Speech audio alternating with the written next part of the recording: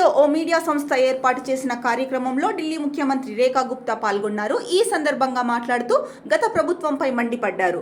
Aam Aadmi party అధికారంలో ఉన్నంతకాలం దేశ రాజధాని అభివృద్ధికి నోచుకోలేదన్నారు.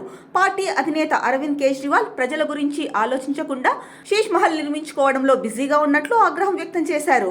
ఆయనలా తాను మహల్లో కూర్చొని పనిచేసే సీఎంను కాదన్నారు. 24 గంటలు ప్రజల మధ్య ఉంటూ వారి కోసం పనిచేసే ముఖ్యమంత్రి అని చెప్పారు రేఖా. ఇక ఢిల్లీలో మహిళను సీఎంను చేయడంలో సులభంగా అధికారం తమ చేతిలో పెట్టుకోవచ్చని బీజేపీ నేతలు ఈ పదవిని రేఖాకు కట్టబెట్టినట్లు వస్తున్న వార్తలపై ఆమె బదులిచ్చారు. మహిళలపై బీజేపీకి ఉన్న గౌరవంతోనే దేశ రాజధానికి తనను సీఎంగా నియమించారని అన్నారు. ముఖ్యమంత్రి పదవిలో ఉన్న తనను కేవలం ప్రజలు మాత్రమే నియంత్రించగలరని చెప్పారు. పార్టీ నేతలు కేవలం తనకు కావలసిన సహాయ సహకారాలు అందిస్తారే తప్ప అధికారం తమ గుప్పిట్లో పెట్టుకోవాలనే ఆలోచన వారికి ఉండదని చెప్పారు.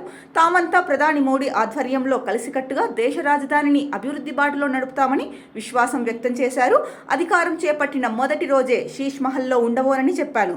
ప్రజలు కష్టపడి సంపాదించుకున్న డబ్బును విశ్రాంతి సౌకర్యం కోసం ఉపయోగించుకునే హక్కు నాకు లేదు. ఆ ఆస్తి ఢిల్లీ ప్రజలదని రేఖా గుప్తా అన్నారు. ఇక ఆప్ జాతీయ కన్వీనర్ అరవింద్ కేజ్రీవాల్ సీఎంగా పనిచేసిన సమయంలో అధికారిక నివాసంగా ఉపయోగించిన బంగ్లాను శీష్ మహల్గా బీజేపీ అభివర్ణించింది. ప్రజాధనాన్ని దుర్వినియోగం చేసి కేజ్రీవాల్ 7 స్టార్ రిసార్ట్గా మార్చుకున్నారని విమర్శించింది. కేజ్రీవాల్ మోసాలకు ఆ మహల్ ఓ ఉదాహరణ అంటూ బీజేపీ ప్రజల్లోకి బలంగా తీసుకెళ్లింది. ఆ ప్రభుత్వంపై వచ్చిన ఈ అవినీతి ఆరోపణలు అసెంబ్లీ ఎన్నికల్లో పార్టీని దెబ్బతీశాయి.